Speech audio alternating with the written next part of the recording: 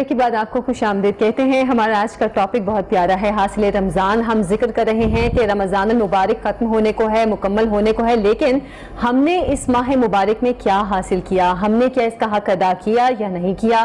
اس پہ بھی ہم اپنے جو مفتیان کرام ہیں ان سے بات کر رہے ہیں. ابھی علامہ سید الرحمان صاحب نے ہمیں جوائن کیا ہے, آپ کو خوش آمدید کہتے ہیں پروگرام میں. ساتھ ہی ساتھ حکیم عطاء الرحمان صدیقی صاحب نے بھی ہمیں جوائن کیا ہے, آپ کو بھی خوش آمدید کہتے ہیں. لیکن پروگرام کو آگے بڑھانے سے پہلے اپنے سپانسرز کا ہم ذکر کر لیتے ہیں, کیونکہ ان کے بغیر ہماری نشریات نہیں چل سکتی. تو ہماری اس نشریات کے سپانسرز ہیں ملت انسیکٹ کلر, اور اس کے ساتھ ساتھ زمزم مال ہے, اور باقی گولڈن سین اپارٹمنٹس ہیں, نیکسٹ ایئر ہے ہمارا, علین پینٹس ہیں. بات کریں سپانسرز کی, نثار صدیقہ ہمارا سپانسر ہے, اور ہیلز ہے, چینون ہے, اور خوبصورت سپانسر جنہوں نے اپنا سپانسرز دیا. اور ساتھ اگر ہم بات کریں کلوتھنگ کی, آن لائن شاپنگ کی بات کریں تو بلو سٹون کلوتھنگ جو ہے وہ ہمیں سپانسر کر رہا ہے. آپ گھر بیٹھ کر 40% ڈسکاؤنٹ حاصل کر سکتے ہیں. اگر میں آپ کو ان کا واچر آپ کو دکھاؤں, کلوز ہو سکے ان کا واچر, یہ اگر آپ دکھائیں تو یہ واچر جو ہے آپ کو 40% ڈسکاؤنٹ مل سکتا ہے اس پہ.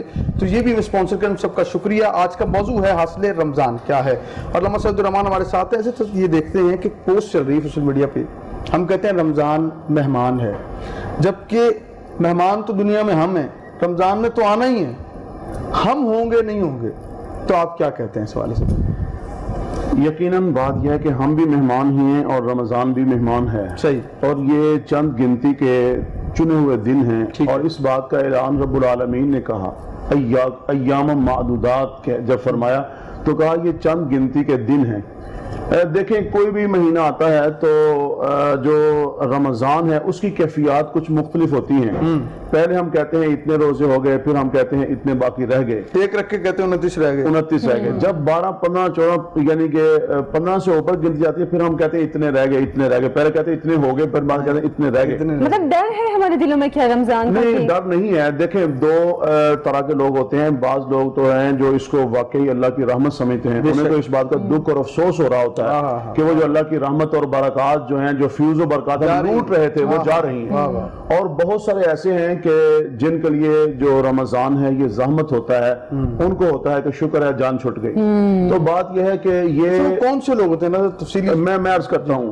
حضور نبی کریم صلی اللہ علیہ وسلم نے ارشاد فرمایا کہ اگر میری امت کو پتہ چل جائے کہ رمضان کیا ہے, تو فرمایا میری امت جو ہے وہ ایک ایک امتی خواہش کرے گا کہ پورا سال ہی رمضان رہے. سبحان اللہ. آپ دیکھیں آدم علیہ السلام سے لے کر حضرت عیسیٰ علیہ السلام تک جتنی امتیں آئیں, ان کی عمریں دیکھیں, ان کی عبادات دیکھیں, اور اس امت کی خوش نصیبی دیکھیں. اور حضور صلی اللہ علیہ وسلم کے صدقے اور وساطت سے یہ مل گئی ہمیں. ایک رات ہے 83 سال سے افضل عبادت ہے. 1000 مہینے جو کہا گیا نا, الف شہر کے الفاظ آتے ہیں.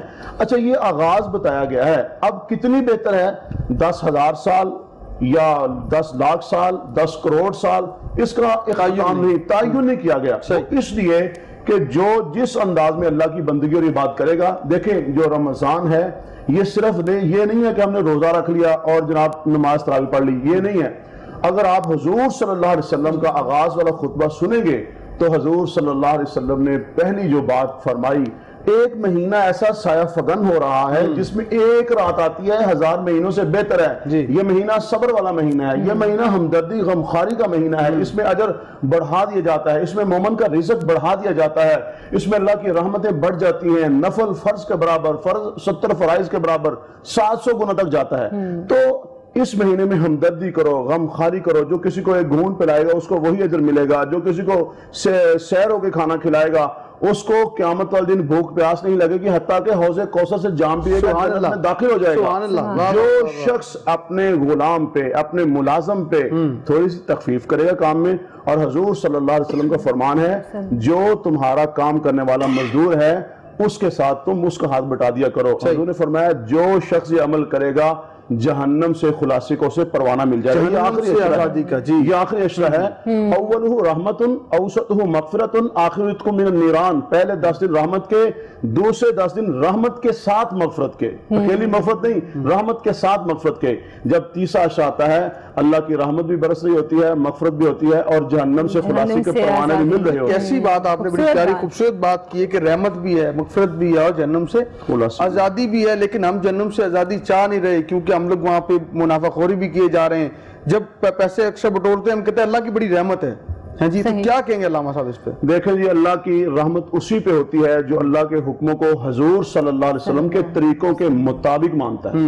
جو حضور صلی اللہ علیہ وسلم کے دین اور شریعت کے مطابق نہیں مانتا اس پہ اللہ کی رحمت نہیں ہوتی. میں ایک جگہ پہ تھا تو میں نے کہا کہ دیکھیں بات یہ ہے کہ ہمیں کہا جا رہا ہے ان اللہ یرفع بہذا الکتاب اقواما ویضع بآخرین. یہ قرآن ہے, ایک ایسا طبقہ ہے جس کے لیے بلندی ہی بلندی ہے, جس کے لیے سرفرازی ہی سرفرازی ہے, اور ایک وہ طبقہ ہے جس کے لیے ذلت ہی ذلت. قرآن ایک ہی ہے, جو اس کے ماننے والے ہیں ان کے لیے عزت ہے, جو اس کو نہیں ماننے والے, کیا بات ہے, جو اس کے ماننے والے ہیں ان کے لیے عروج ہے, عزت ہے, تکریم ہے. اور یہی بات ہے کہ شامی صاحب سے بھی گفتگو کا سلسلہ کچھ ادھورا رہ گیا تھا, آپ سے سوال کیا تھا.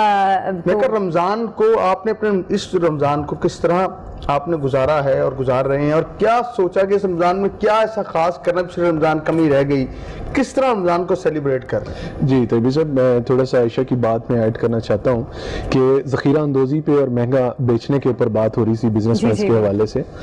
تو ہم ہمیشہ تنقید کر کے گزر جاتے ہیں کہ ذخیرہ اندوزی ہو گئی, سب کچھ مہنگا ہو گیا. تو میں سمجھتا ہوں کہ کسی وقت تھوڑا سا سولوشن کی طرف بھی دھیان دینا چاہیے.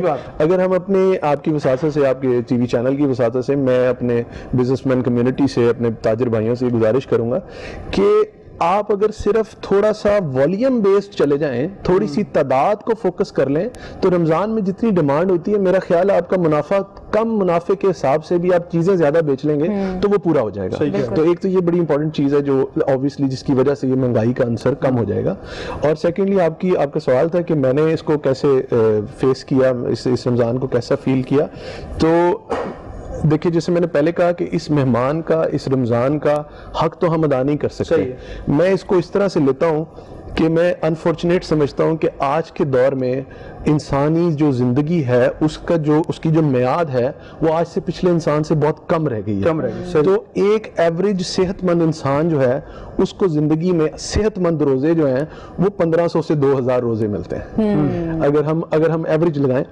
تو اب مطلب آپ 1500 سے 1800 دن بابرکت دن پاتے ہیں اپنی زندگی میں, جن کا آپ میکسیمم اچیو کر سکتے ہیں, جس کے بدلے جا کے آپ نے اگلے جہان میں اس کا فائدہ لینا ہے. تو میں سمجھتا ہوں کہ اگر ہم اس کیلکولیشن کو سمجھیں تو یہ 4 سے 5 سال زندگی کے ہیں جو ہم اپنی زندگی میں کیش کر سکتے ہیں. تو میں اس کا حق تو ادا نہیں کر سکا, لیکن اللہ سے دعا ہے کہ اللہ ہمیں توفیق دے اس کا حق بھی ادا کریں. حکیم عطاء الرحمان صدیقی صاحب ہمارے ساتھ موجود ہیں. سب سے پہلے تو آپ سے سوال میں یہ کرنا چاہوں گی, آج کل ڈائریا بہت پھیلا ہوا ہے اور اس کی ایک تو وجوہات بتائے گا, دوسرا رمضان المبارک میں ہم لوگ 15-16 گھنٹے کا روزہ رکھتے ہیں اور اس کے بعد ہم لوگ افطار میں بھی ایسے کھاتے ہیں کہ جیسے ہمیں اگلے دن کھانا شاید نصیب نہیں ہونا, اور سحر میں بھی ایسے کھاتے ہیں کہ جیسے ہم نے اس کے بعد تو پتہ نہیں کون سا فاقہ کرنا ہے. ایک چیز یہ ایک روٹین بن گئی ہے. اب عید آنے والی ہے تو ایک دم سے لوگ جو ہیں وہ کھانے پینے پہ زور ڈالیں گے. لوگوں کو کچھ احتیاطی تدابیر بتا دیں کہ تھوڑا ہاتھ ہلکا رکھیں. جی بسم اللہ الرحمن الرحیم, بہت شکریہ جی. آپ کے 2 سوال ہیں. پہلا سوال یہ کہ آج کل ڈائریا بہت پھیلا ہوا ہے. جی تو دیکھیں, یہ کلائمیٹک چینجنگز میں اور پانی کی خرابی سے اور خوراک کی بے احتیاطی سے عموماً یہ ڈائریا کا معاملہ ہوتا ہے. اور رمضان کے اندر بھی چونکہ اس کی آج کل وبا بہت زیادہ پھیلی ہوئی ہے, بیکٹیریل انفیکشن لوگوں کو, ہمارے پاس بھی کلینکس پہ بہت پیشنٹ آ رہے ہیں. میں یہی کہوں گا کہ جو لوگ روزہ رکھ رہے ہیں وہ روزے کے ٹائم سادی غذا کا استعمال کریں, اور دوسرا اپنے پانی کو دیکھیں کہ پانی کا استعمال جو ہے نا وہ پراپر ہونا چاہیے. اور ڈائریا کے حوالے سے یہ بتاتا چلوں کہ جس گھر میں بھی بچے کو یا بڑے کو ڈائریا ہے تو آپ کو ڈاکٹر کے پاس جانے کی ضرورت نہیں پڑے گی. 2 مختصر سے نسخے ہیں, ایک تو سونف, پودینہ اور الائچی کا قہوہ, یہ تینوں چیزیں عموماً گھر میں پڑی ہوتی ہیں. تو جیسے ہی آپ محسوس کریں کہ آپ کے پیٹ میں گڑبڑ ہے یا کوئی کریمپس اٹھ رہے ہیں یا کوئی لوئر ایبڈومن میں کوئی پین اٹھ رہی ہے, تو آپ یہ 3 چیزیں پودینہ, سونف اور الائچی, یہ اتنا بے ضرر سی چیز ہے کہ شیرخوار بچے کو بھی آپ پلا سکتے ہیں اور بزرگ کو بھی پلا سکتے ہیں. اچھا, ایک سوال کا یہاں پہ یہ بھی جواب دے دیں کہ ڈائریا اگر آپ کو ہوا ہے تو روزہ رکھ سکتے ہیں؟ دیکھیں, ڈائریا کے اندر دیکھنا پڑتا ہے کہ اگر تو کمزور شخص ہے, بزرگ ہے, چونکہ ڈائریا سب سے خطرناک بیماری ہے بیماریوں میں, سب سے زیادہ آپ کی باڈی میں ڈی ہائیڈریشن کر دیتی ہے.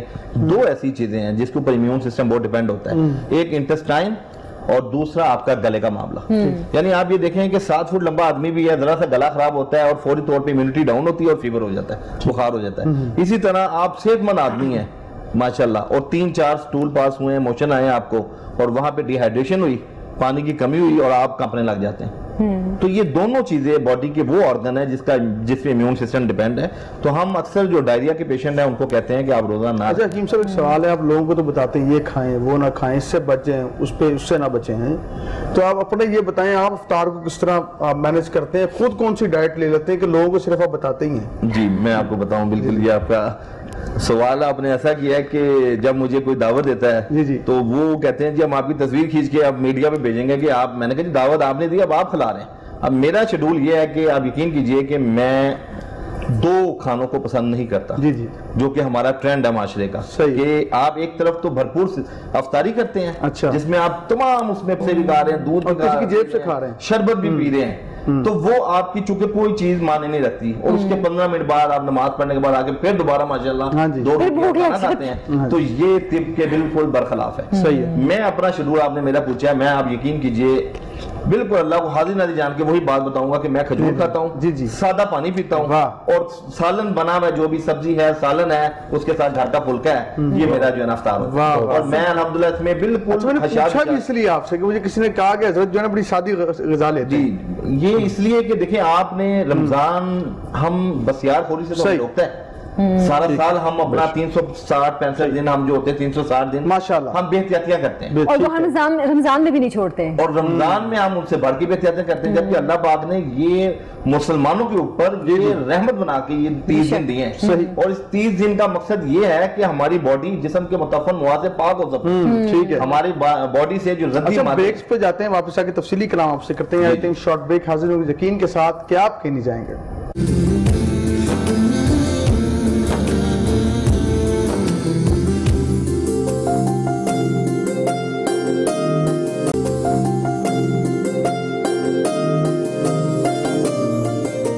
بریک کے بعد آپ کو خوش آمدید کہتے ہیں. حکیم صاحب سے گفتگو ہو رہی تھی کہ رمضان المبارک میں ہمارا کھانے پینے کا شیڈیول کیا ہونا چاہیے اور رمضان کے بعد کیا ہونا چاہیے, لیکن ہم نے ندیم بیگ صاحب نے بھی جوائن کیا ہے. آپ کو پروگرام میں خوش آمدید کہتے ہیں سر. اچھا حکیم صاحب, ایک سوال جو میں نے آپ سے کیا تھا کہ ہم رمضان میں جو شیڈیول ہمارا بہت ہی برا ہوتا ہے, ہم کہتے ہیں کہ اگر پورا سال ہم نے یہ کھایا تھا تو اس کا ڈبل ہم رمضان میں کھا لیں, اب آگے عید آ رہی ہے تو اس کا ٹرپل ہو جاتا ہے.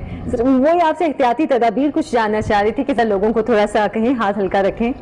دیکھیں ہم رمضان آنے سے قبل اپنے تمام پیشنٹس کو اور ناظرین کو یہی کہتے ہیں کہ آپ روزوں کے آنے سے مہینہ پہلے ریہرسل شروع کرتے ہیں, کہ اگر آپ دوپہر کا کھانا 2 بجے کھاتے ہیں تو وہ آدھا گھنٹہ بڑھاتے جائیں تو ایک وقت آئے گا کہ آپ کو روزوں میں دقت پیش نہیں آئے گی. جو لوگ سمجھتے ہیں کہ اتنی بڑی فاسٹنگ ہم کیسے برداشت کریں, تو ان کی اس ریہرسل سے وہ روزے رکھنے کے عادی بھی ہو جائیں گے اور ان کو دقت بھی پیش نہیں آئے گی. اسی طرح جیسے ہی ہم الحمدللہ جو لوگ 30 روزے رکھتے ہیں الحمدللہ, اور ان روزوں کے رکھنے کے ساتھ ساتھ عبادات بھی کرتے ہیں اور ریاضت بھی کرتے ہیں, تو ان کے لیے ضروری ہے کہ جیسے ہی عید آئے وہ جس طرح آپ نے اپنی زندگی کو رمضان میں گزارا ہے ایک سکیجول کے ساتھ, اسی طرح وہ آگے عید کے بعد بھی جو ہے نا اپنی زندگی کو گزارے. اور یہ رمضان ہمیں اس چیز کا ہی درس دیتا ہے کہ ہم اس مہینے میں لرننگ کریں, سیکھیں اور پورے اگلے سال پہ اس کو امپلیمنٹ کریں اس کے اوپر. اچھا ابھی علامہ صاحب سے بات کرنا چاہوں گی. اچھا علامہ صاحب, ایک یہاں پہ سوال یہ ہے کہ ہم ابھی کھانے پینے کے حوالے سے روٹین کی بات کر رہے ہیں. رمضان کے روزے ہم 30 رکھتے ہیں, اس کے بعد عید کا دن آتا ہے, لیکن اس کے بعد کہتے ہیں کہ عید کے دوسرے دن سے شوال کے 6 روزے رکھیں.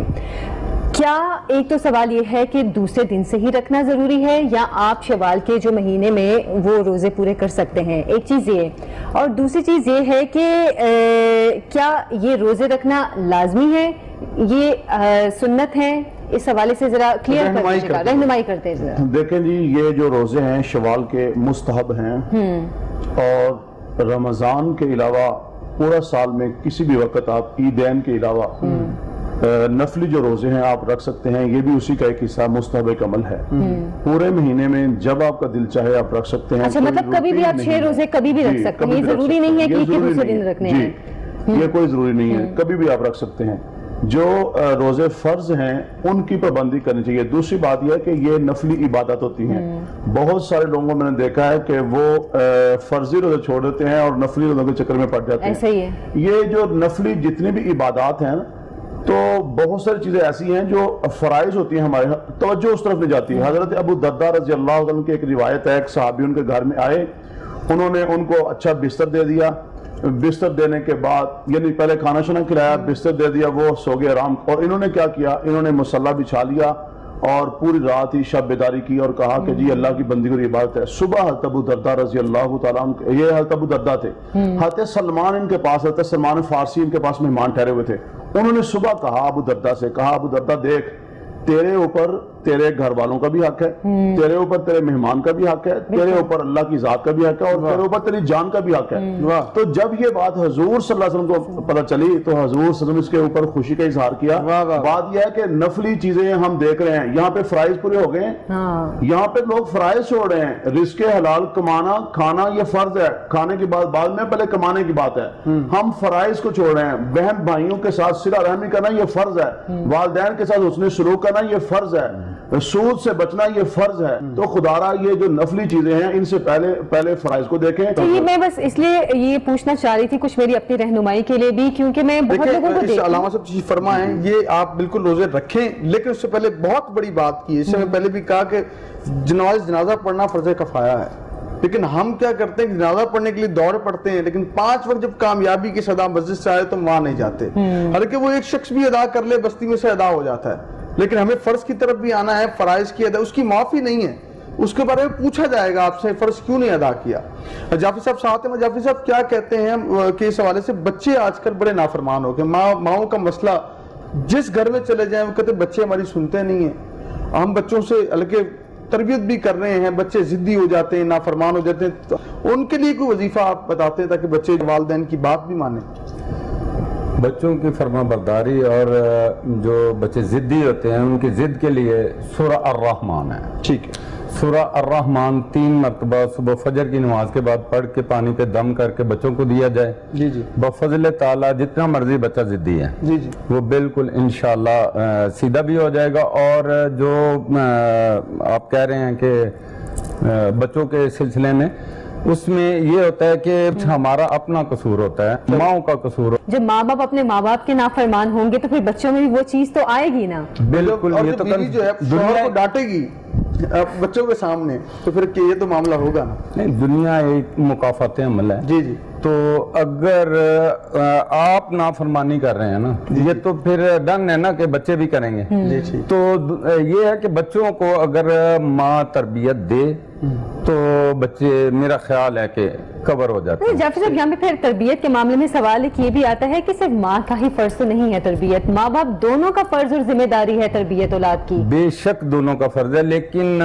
باپ جو ہے، باپ نے بہت کم ٹائم دینا ہوتا ہے گھر میں، ظاہر ہے کہ دنیاوی معاملات میں وہ گھر سے باہر رہے گا اور جو اس کے سامنے آئے گا وہی بچے کو سمجھائے گا۔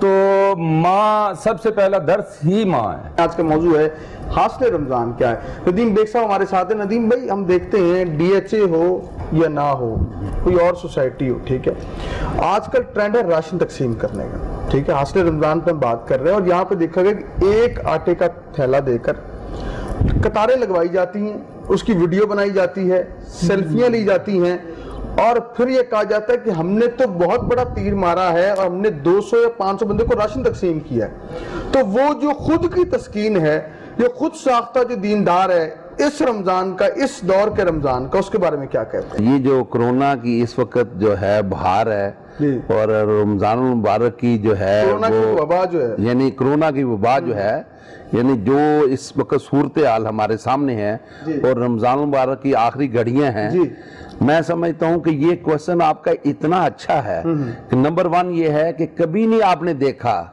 کہ جس نے خدمت کی ہو لوگوں کی اور وہ کبھی بھوکا رہا ہو۔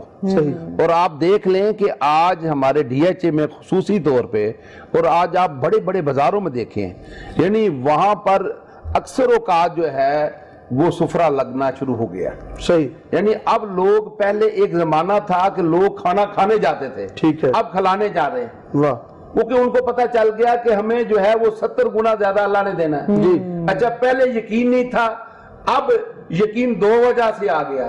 ایک تو جو یہ وبا پھیلی ہے کہ ہمارے ساتھی, ہمارے دوست, ہمارے عزیز ہمیں چھوڑ کے جا رہے ہیں, صحیح, اور پھر جو پیچھے سے ایک بہت بڑا خلا آ رہا ہے, تو کہتا ہے بندہ کہتا ہے کہ مجھے تو اپنے ہاتھ سے تقسیم کرنا ہے. صحیح, اور میں سمجھتا ہوں کہ سب سے اچھا عمل یہ ہے کہ آپ خرچ کریں, صحیح, اور خرچ کریں ان لوگوں پر جن کا آپ کے اوپر حق ہے. صحیح, آپ دیکھ لیں کہ جن لوگوں کا حق ہے, آج جو حق دے گا وہ دیکھ لیں اس کو سیٹسفیکشن 2 طرح کی ملے. جی جی, ایک دنیا میں اس کو جنت ملے گی, لوگ اس کا کہیں گے جی کیا اچھا بندہ ہے کہ میری اس نے پوری فیور کی ہے. لیکن میرا سوال بالکل مختلف ہے, میں اسی طرف میں اسی طرف آ رہا ہوں. اب آپ دیکھ لیں کہ دونوں جنتیں, یعنی کہ یہاں بھی اور اس کا اجر بھی. اب آپ دوسری طرف آ جائیں کہ جو لوگ دکھاوے کے لیے کر رہے ہیں, ٹھیک ہے, جن لوگوں کا کہ یہ ہے کہ جی میں نے تصویر کھینچنی ہے, آپ دیکھ لیں کہ وہ اپنے ساتھ جو ہے وہ اپنا کریکٹر بھی خراب کر رہے ہیں اور ان لوگوں کو بھی خراب کر رہے ہیں جن کا پلیٹ فارم استعمال کرتے ہیں. صحیح, یعنی آپ یہ دیکھیں میڈیا میں کیا ہو رہا ہے, یعنی آپ کے جتنے بھی شوز چل رہے ہیں اس وقت, اس میں کیا ہو رہا ہے کہ جی دکھاوے کے لیے یہ ایک موٹر سائیکل بھیج دیا, یہ ایک چیز بھیج دی. اور الحمدللہ دیکھیں ہمارے لاہور رنگ کی سکرین سے ہم نہ موٹر سائیکل دیتے ہیں, نہ موبائل دیتے ہیں, ایسے انعامات نہیں دیتے, علم کے انعامات دیتے ہیں, ایسے انعامات جو آپ کے سینے میں محفوظ رہ کے آپ کی قبر تک آپ کے ساتھ جائیں گے. یہ موٹر سائیکل خراب بھی ہو سکتی ہے, موبائل چوری بھی ہو سکتا ہے, لیکن علم نہ چوری ہو سکتا ہے نہ ہی علم فائدہ ہی دے گا. تو ہمارے لاہور رنگ کی اس اسکرین سے ہم علم کا فیضان دیتے ہیں. اور کیا خوبصورت میں شعر یاد آ گیا, خوددار میرے شہر کا فاقوں سے مر گیا, راشن تو بٹ رہا تھا لیکن وہ فوٹو سے ڈر گیا. ہمارا جو المیہ ہے, یہ جو ہم ہر بات پہ سیلفی ہے, اور اس دور میں موضوع بہت بڑا ہے ہمارا حاصل رمضان. ہر شخص کو اپنے آپ کا احتساب کرنا ہے کہ اس کا حاصل رمضان کیا ہے, اس نے کیا حاصل کیا اس رمضان سے. علامہ صاحب, میں بڑی ادب کے ساتھ عرض کرنا چاہوں گا آپ سے کہ ہم نے دیکھا ہمارے بزرگوں کا رمضان, انہوں نے رمضان آنا تو انہوں نے اپنے شیڈیول چینج کر لینا, رات کو مصلے پہ ہیں, بچوں کے لیے دعائیں ہو رہی ہیں اور سب کے لیے دعائیں کرنی, راتوں کو شب بیداریاں کرنی. اب کا ہم نے دیکھا ہمارے جو ماشاءاللہ بزرگ ہیں, اب وہ موبائل فون پہ وہ بھی ساتھ لگ گئے ہیں, وہ بھی موبائل پہ لے کے وہ بھی جناب وہ سوشل میڈیا استعمال کر رہے ہیں. تو وہ جو وقت, یہ تیزی کے ساتھ رمضان کی بہاریں جو ہیں کس طرح لوٹ رہے ہیں یا کس طرح کا رمضان حاصل کر رہے ہیں, مجھے سمجھ نہیں آتی. آپ رہنمائی فرمائیے. دیکھیں جی, پہلے میں 2 باتیں عرض کرنا چاہتا ہوں. پہلی بات تو جو میری بہن نے کی تھی بچوں کی تربیت کے حوالے سے, بھائی جان نے بڑا اچھا وظیفہ بتایا. ظاہری بات قرآن کریم جو ہے وہ اس کی برکات اپنی ہے, بے شک. 2 باتیں میں عرض کرنا چاہتا ہوں. پہلی بات یہ ہے کہ جو نسخہ حضور صلی اللہ علیہ وسلم نے تجویز فرما دیا, ہمیں اس کی طرف دیکھنا ہے. حضور نے فرمایا ادبوا اولادکم ثلاث خصال, اپنے بچوں کو 3 باتیں سکھا دو, تمہارے بچے خود بخود ہی ٹھیک ہو جائیں گے. پہلی حضور نے فرمایا کہ اللہ تعالیٰ کی محبت سکھلائیں. اللہ کی محبت سے مراد یہ ہے کہ اس کی تخلیق, اس کی مشیت, اس کی قدرت سمجھائیں بچوں کو. بچوں کو پتہ چلے اللہ کی نافرمانی کریں گے تو کیا ہوگا, فرما برداری کریں گے تو کیا ہوگا. ٹھیک ہے. دوسری بات حضور نے فرمائی کہ ان کو حضور صلی اللہ علیہ وسلم کی محبت سکھاؤ. جب حضور کی محبت آ گئی تو 2 باتیں آ جائیں گی, اتباع اور اطاعت. جب اتباع اور اطاعت آ جائے گی تو بچہ خود بخود ہی اس کو پتہ ہوگا. یہاں میرا آپ سے ایک سوال ہے بڑے ادب کے ساتھ. والد نے تربیت کی بچے کی, اس کو سرکار کا محبت سکھائی, اس نے ادب سکھایا, اللہ کی قدرت کی بات کی, مسجد لے کر گیا وہ بچے کو کہ آؤ بیٹا ہم نماز پڑھتے ہیں, ہمارے معاشرے کا حصہ ہی ہے. وہاں پر جا کے مولانا صاحب جب کھڑے ہوتے ہیں, انہوں نے زور سے آواز, گرجدار آواز سے کہا بھئی تم پیچھے چلے جاؤ. اس بچے کا جو دل ٹوٹا, وہ بچہ پھر مسجد کو نہیں لوٹتا. اب ایک طرف باپ تو سکھا رہا ہے, لیکن یہ جو محراب پہ کچھ لوگ ایسے ہیں جو بیٹھے ہیں جو بچوں کو دور کر رہے ہیں. یہاں اس معاملے کو آپ کس طرح دیکھیں گے, رہنمائی فرمائیں. اس میں یہ ہے کہ اس میں قصور ان علماء کا نہیں ہے, اس میں قصور ہماری عوام کا ہے. اس لیے کہ ہم جو پیٹ پرست قسم کے لوگ ہیں, ہم ان کو پسند کرتے ہیں, ان کو ممبر و محراب پہ بٹھاتے ہیں. جتنے فقر اور تنگ دستی والے لوگ ہیں, جب وہ ممبر و محراب پہ بیٹھیں گے تو یہی حالت ہوگی. ٹھیک ہے. جب وہ لوگ جن کو اللہ نے فرمانی دی ہوئی ہے, جن کو اللہ نے رزق وفر مقدار میں دیا ہوا ہے، جب وہ لوگ ممبروں میں محراب پہ آئیں گے نا، مسئلہ پتہ کیا دیکھیں تیبی صاحب، میں دھرمپورے میں آپ کے یہاں پہ خطیب ہوں، 2000 کا مجمع میرے پاس ہوتا ہے ماشاءاللہ۔ میرے جمعے میں اللہ کا فضل یہ ہے کہ کسی کی ضرورت نہیں ہوتی کوئی دائیں بائیں دیکھی جائے، کیوں؟ اس لیے کہ میں نے کہا بات دی، محبت بھی تو ہے، نہیں محبت الگ ہے، دوسری بات یہ ہے کہ ہم نے ان سے ایک بات کہی، ہم نے آپ سے لینا کچھ نہیں ہے، اللہ کی رضا چاہیے، دین بتائیں گے، اسلام بتائیں گے، آپ پسند کریں گے، ظاہری بات وہ تو دیکھیں ادعو الی سبیل ربک بالحکمہ، اعتدال کے ساتھ تو ہم ہیں ہی، محبت کے ساتھ تو ہم ہیں، بس علماء محبت لے آئیں تو معاملہ حل ہوگا۔ اگر دیکھیں بڑا مسئلہ آپ دیکھیں، آپ نے سوال کیا تھا پھر رسول نے جواب، مسئلہ یہ ہے کہ اس میں اگر ہم ان لوگوں کو، ہمارے پاکستان میں سب سے بڑا المیہ یہ ہے کہ جو لوگ فتنہ پہلے لوگ تھے فتنہ پر، اب فتنہ پر نہیں ہے، اب پیٹ پرستی ہو رہی ہے۔ کون لے کے آتا ہے ان کو؟ وہ ہم لوگ لے کے آتے ہیں نا۔ میں عرض کروں، ہم یہاں پہ یہ ہے کہ ایک عالم صاحب آئے کسی جگہ سے، وہ پچھلے کو بھی تیار کر کے آتے، ایک بار میں جگہ بنا لوں پھر میں تجھے بھی لے آؤں گا۔ سر میں یہ ایک معاملہ ہے، سنیں، میں نے گزشتہ رمضان میں حکومت پنجاب سے کہا تھا، گزشتہ رمضان میں گورنر ہاؤس میں بھی کہا، پنجاب حکومت کی میٹنگ میں بھی کہا کہ خدارہ آپ ان ذاکرین کو، آپ ان وائزین کو، محرم کی بات کی میں، وائزین ہوں، ذاکرین ہوں، یا ربیع الاول کے اندر ہمارے جو حضرات ائمہ جو آتے ہیں، خدارہ جو نفرت پھیلاتے ہیں، جو آگ لگاتے ہیں، ان کو بلانا بند کر، بالکل ٹھیک ہے، محبت لانے والوں کو لے کے آئیں، امن لانے کو لے کے آئیں۔ دیکھیں بات یہ ہے، جب آپ بات کریں گے صحابہ کی، اہل بیت کی، حضور کی، محبت کی، اطاعت کی، تو ماحول خود بخود ٹھیک ہونا چاہیے۔ اور اصل رمضان ہے یہاں پہ کہ جو علماء ٹی وی پہ آتے ہیں ان کا معیار اور ہے، جو عام پبلک میں جاتے ہیں ان کا معیار اور ہے، علماء کا معیار تو ایک ہی رہنا چاہیے۔ علماء کا معیار دیکھیں، علماء کا معیار صرف اور صرف مولوی کہتے ہیں جو مولا کی بات کرتا ہے، مولا کی بات کرتا ہے اس کو مولوی کہتے ہیں۔ بات مولوی کا مطلب مولا کی بات کرنے والا، اللہ کی بات کرنے والا، حضور کی بات کرنے والا، یہ اردو زبان کا لفظ ہے جی۔ ممبر و محراب کی طرف دیکھیں، جو بات ہمیں ممبر میں کرنی چاہیے وہی بات مجھے یہاں کرنی چاہیے، مجھے اس میں کوئی فرق نہیں رکھنا چاہیے، کیونکہ دیکھیں بات یہ ہے، ہم حضور صلی اللہ علیہ وسلم کی جو نبوت ہے، ان کا جو علم ہے، ہم ان کے وارث ہیں۔ اگر ہم نے یہ دو نمبری شروع کر دی، یہاں کچھ وہاں کچھ، تو پھر ہم لوگوں کو کیا سکھائیں گے؟ میری وہ پہلی بات رہ جائے گی، حضور نے کہا 3 باتیں سکھائے، اللہ کی محبت، حضور صلی اللہ علیہ وسلم کی محبت، تیسرا حضور نے فرمایا کہ قرآن کریم کی تعلیم دو بچوں کو، ایک روایت، دوسری روایت میں حضور نے فرمایا اللہ کی محبت سکھاؤ، رسول اللہ کی محبت سکھاؤ، اہل بیت کی محبت سکھاؤ، اہل فطرت کی محبت سکھاؤ۔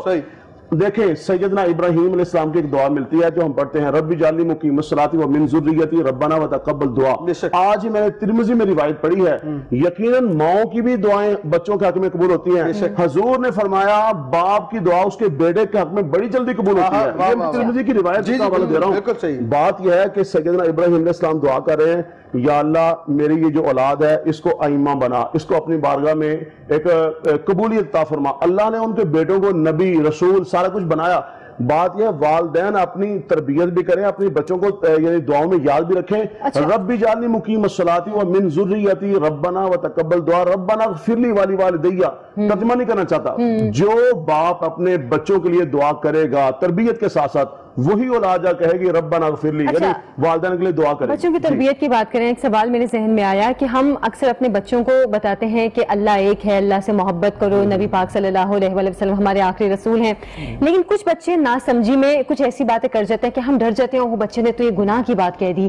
کیا اس چیز کا گناہ ہے جب ہم بچے کی تربیت کریں؟ کوئی گناہ نہیں ہے، کوئی گناہ نہیں ہے۔ دیکھیں لا جناح علیکم فیما اخطأتم بہ، قرآن کہہ رہا ہے کہ جب تک آپ کو علم نہیں آپ کے اوپر کوئی گناہ نہیں ہے۔ بات پتہ کیا ہے، ہم جب بچے کو کوئی بات بتا رہے ہوتے ہیں، میرا عمل کچھ اور ہوتا ہے تو بچوں میں کوئی اس کا اثر نہیں ہوتا، میں نے اپنے عمل سے ثابت کرنا ہے۔ اور دوسری بات آپ نے کی تھی ریاکاری کی، یہ جو تصویریں بن رہی ہیں، اللہ کا قرآن کہتا ہے یا ایھا الذین آمنوا لا تبطلوا صدقاتکم بالمن والعطاء، لوگوں کے اوپر احسان جتا کر، لوگوں کو احسان جتا کر ریاکاری کے ساتھ مال نہ بانٹو، اس کا کوئی فائدہ نہیں ہے۔ جہنم میں سب سے پہلے وہ جائے گا جو دکھاوے کے لیے مال بانٹا، سخی، جہنم میں سب سے پہلے وہ جائے گا، جہنم میں سب سے پہلے وہ جائے گا جو دکھلاوے کے لیے جان دیتا ہے، مجاہد، جہنم میں سب سے پہلے وہ جائے گا جو لوگوں کو بتانے کے لیے میں بہت بڑا علامہ فہامہ ہوں، وہ جہنم میں جائے گا، عالم بھی جائے گا، سخی بھی جائے گا، مجاہد بھی جائے گا۔ ہمیں یہی سبق مل رہا ہے کہ جو عمل کریں، دیکھیں 10 لاکھ نہ بانٹیں، 10 روپے بانٹ دیں، اللہ کے ذاکر۔ اور اس کے لیے کچھ لوگ تو یہ دیتے ہیں، کچھ لوگ یہ اس کی ایکسپلینیشن دیتے ہیں کہ ہم تو اس لیے دے رہے ہیں کہ لوگوں کو بھی اس سے ترغیب ملے کہ چلیں آپ بھی آئیں، آپ بھی نیکی کا کام کریں۔ بہرحال اس پہ بھی ہم بات کریں گے، اس کا تعلق نیتوں کے ساتھ ہے، یہ تو نیت اعمال کا دار و مدار نیتوں پہ ہے، یہ ترغیب نہیں ہے، یہ تصویروں کی ترتیب ہے، باقی اللہ کی ذات میں ترغیب ہے، ترغیب ہے۔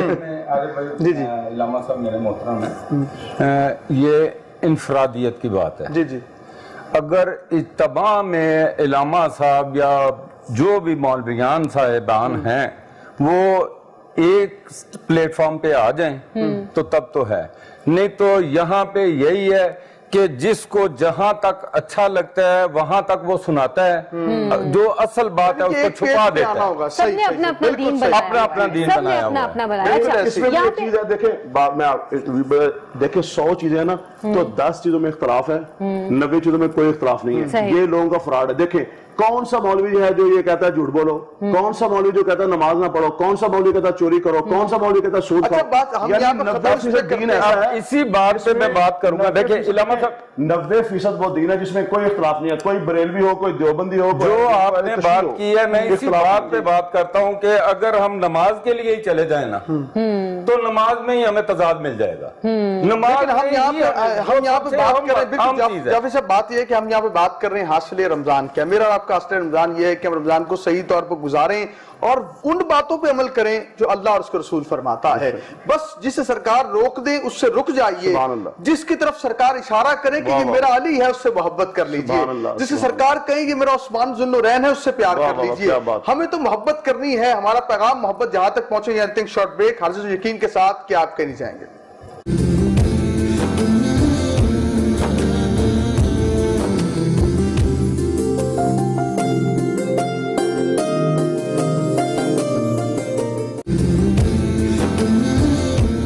ارشاد باری تعالیٰ ہے، اور والدین یا ان میں سے ایک بڑھاپے کو پہنچ جائیں تو ان کے سامنے اف تک نہ کہنا، نہ انہیں جھڑکنا اور ان کے ساتھ ادب سے بات کرنا۔